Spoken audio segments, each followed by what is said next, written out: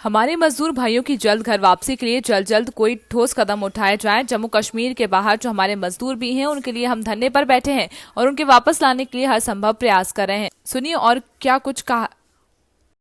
परसों 205 विद्यार्थियों को राजस्थान से जहाजों में भरकर सरकारी खर्चे के ऊपर लद्दाख लाया गया और आज भी डॉक्टर जितेंद्र सिंह कहते हैं कि 350 के करीब विद्यार्थियों को कोटा से जम्मू कश्मीर लाया जा रहा है।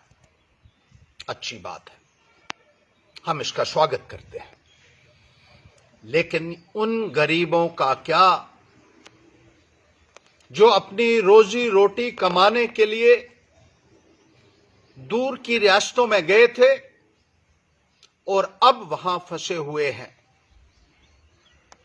खाने को मुश्किल, रहने को मुश्किल, दवाई की मुश्किल, बीमार हालात में मुश्किल, लेकिन उनका हाल जानने के लिए सरकार तैयार नहीं है। नारे तो बड़े बड़े दिए जा रहे हैं, हेल्पलाइन नंबर दिए जा रहे हैं जो चलते नहीं हैं, और अगर चलते हैं तो कोई रिस्पांस नहीं मिलता उन लोगों को जो बाहर फंसे हुए हैं। बहुत मुसीबत में है। मैं बार बार कह रहा हूं, उनके परिजन उनसे भी ज्यादा मुश्किल में है। उनके परिवार के सदस्य जो हैं वो रोजी रोटी के लिए मोहताज हो चुके हैं। और सबसे बड़ी बात यह है कि जिस परिवार का कमाई करने वाला सदस्य बाहर मुसीबत में फंसा हो, उस परिवार के ऊपर क्या गुजरती है, यह भी सरकार जो है शायद इस बात का अंदाजा नहीं लगा पा रही है। वो लोग कैसे चैन से बैठ सकते हैं जिनका परिवार का सरगना जो है वो मुश्किल हालात में बाहर फंसा हुआ हो। नरेंद्र मोदी जी, आपसे एक बार फिर हम गुहार लगाना चाहते हैं। बड़े बड़े लोगों को जहाजों में बिठाकर तो वापस लाया जाता है, उनको घरों तक पहुंचाया जा रहा है। बहुत सारी रियासतों में लोगों को उनके घरों तक पहुंचाया जा रहा है। हमारे लोगों को भी वापस लाइए। ये जो जम्मू कश्मीर में मजदूर तबका है ये इसलिए बाहर गया क्योंकि यहां संसाधन नहीं थे परिवार का पालन पोषण करने के लिए, मजबूरी में बाहर गए। अब आकर इनको अपनी फसल भी लगानी है, उस फसल से भी ये वंचित रह जाएंगे। हमने अपना धरना प्रदर्शन इसलिए यहां जारी रखा हुआ है कि जब तक इन मजदूर भाइयों को नहीं लाया जाता, पैंथर्स पार्टी इनके लिए यहां लड़ती रहेगी। कोई भी कुर्बानी पैंथर्स पार्टी इनके लिए देने के लिए तैयार है।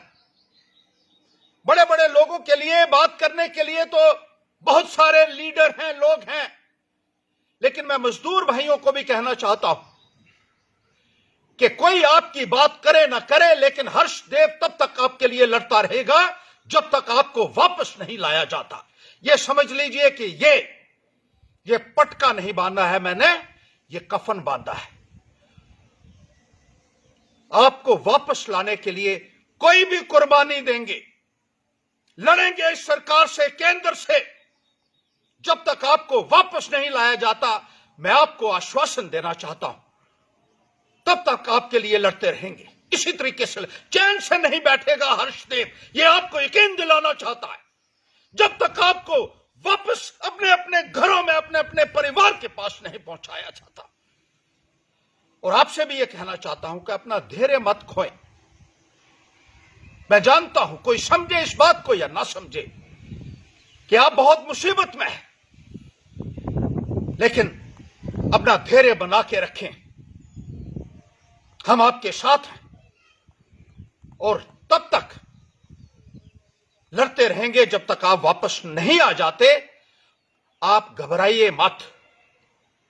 आपकी लड़ाई लड़ने के लिए आपका यह सिपाही अकेला काफी है और आपको वापस अपने घरों तक पहुंचा कर रहेगा। यह मैं आपको यकीन दहानी आज के दिन यहां से देना चाहता हूं।